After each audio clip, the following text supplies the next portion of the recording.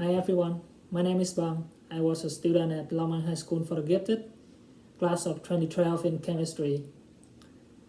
I am currently second year doctoral candidate in health outcome research and policy, Auburn University, Harrison School of Pharmacy, Alabama, USA.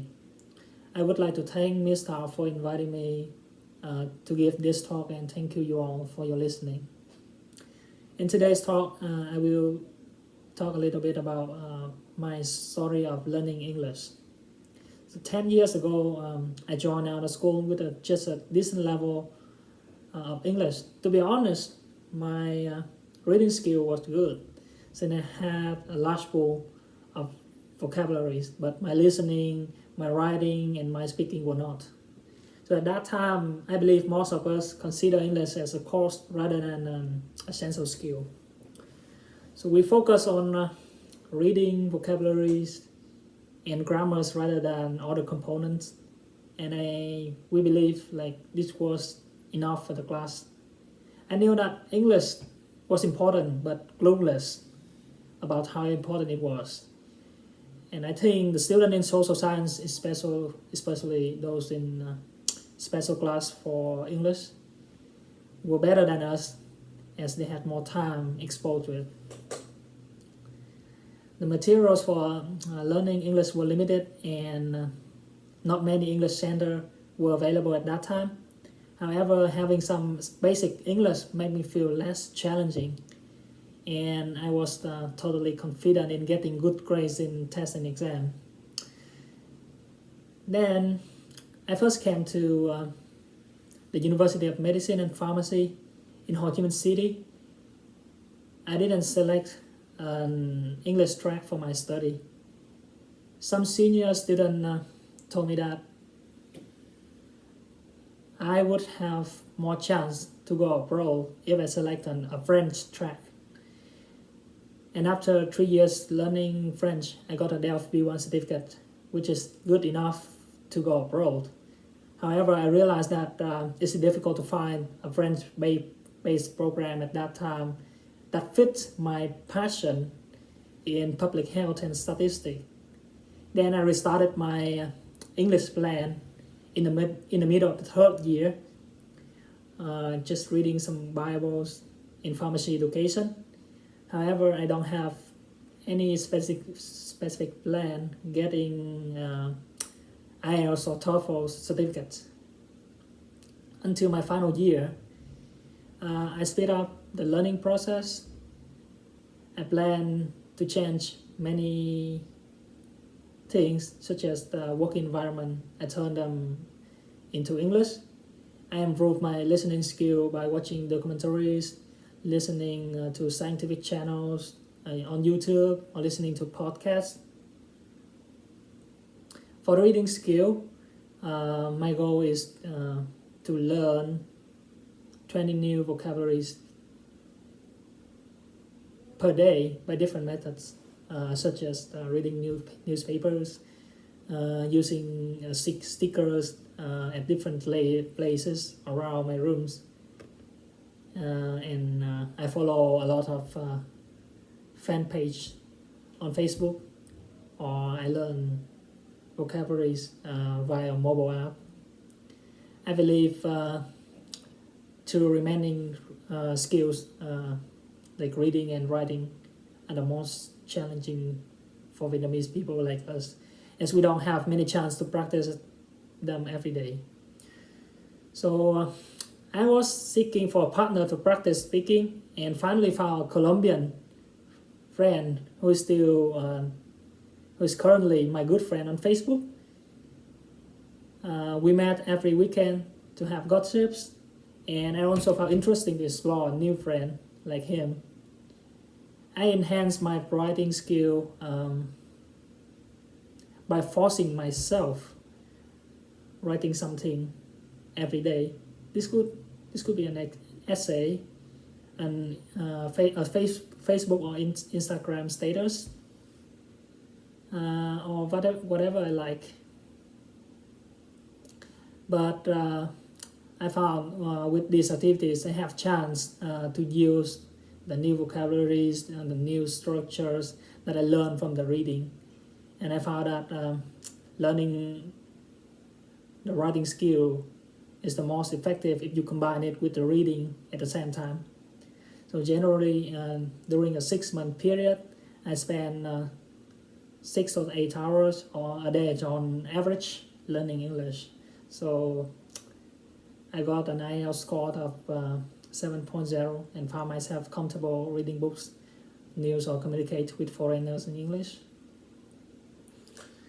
So what's next?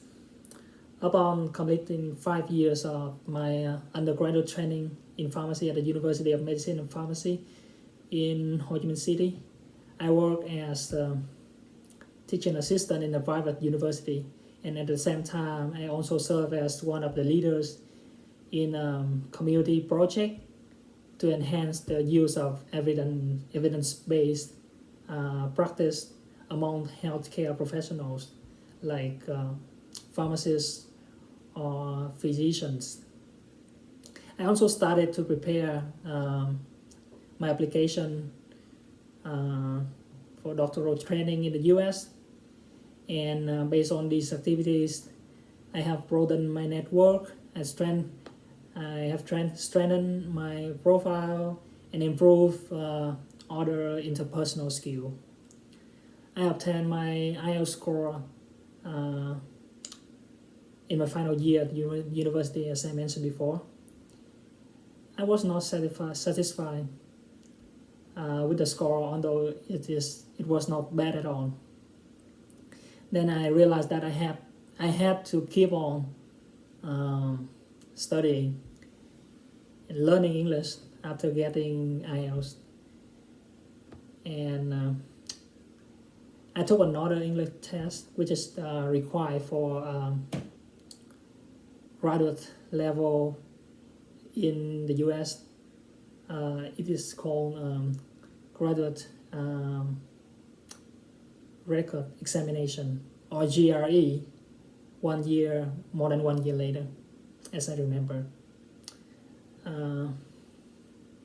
In this test, they assess your mathematical, analytical, and verbal skills at the same time, and it is much more difficult than IELTS or TOEFL, as you can imagine.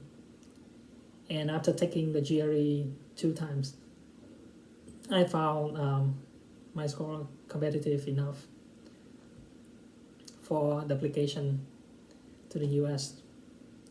And during that process, preparing the applications, writing the emails, having interviews with admission committees, I found myself reach a higher level of English. It means that I was more comfortable than before. And eventually, after 12 applications, 5 interviews from top school in the US, I received 2 fully funded offers from Auburn University, which is my current university, and the University of Georgia, which cover 100% of my tuition fee, and provided monthly stipend through research assistantship. I ended up opting Auburn University because the offer is better and their research much better to my research interest.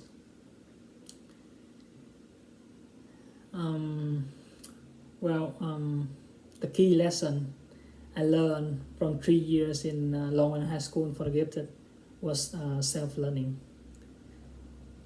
Although having some awards in competitions and some achievements, I think self-learning is the most important element, because it really helped me to reach the new milestone and adapt quite well to the new environment.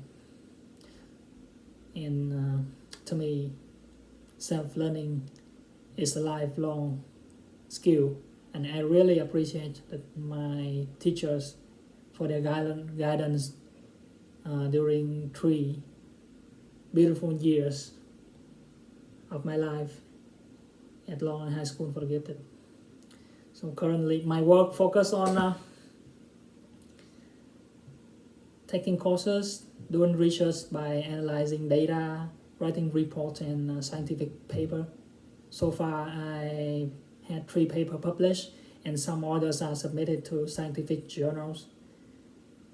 My future plan is become a research scientist working in the pharmaceutical industry in the US. So just a brief introduction about my work.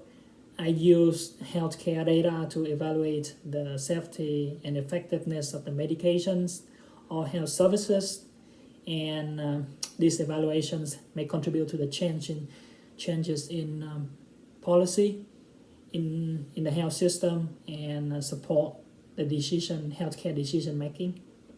So I hope this talk is not long enough to make you so sleepy. So my message is English is the key for everything. So it broadens your mindset, improve your learning process and your career. So compared to myself 10 years ago, I believe you guys now are more brilliant and you have more opportunity to learn and you receive more support from school and your family. But you should maintain your motivation to learn,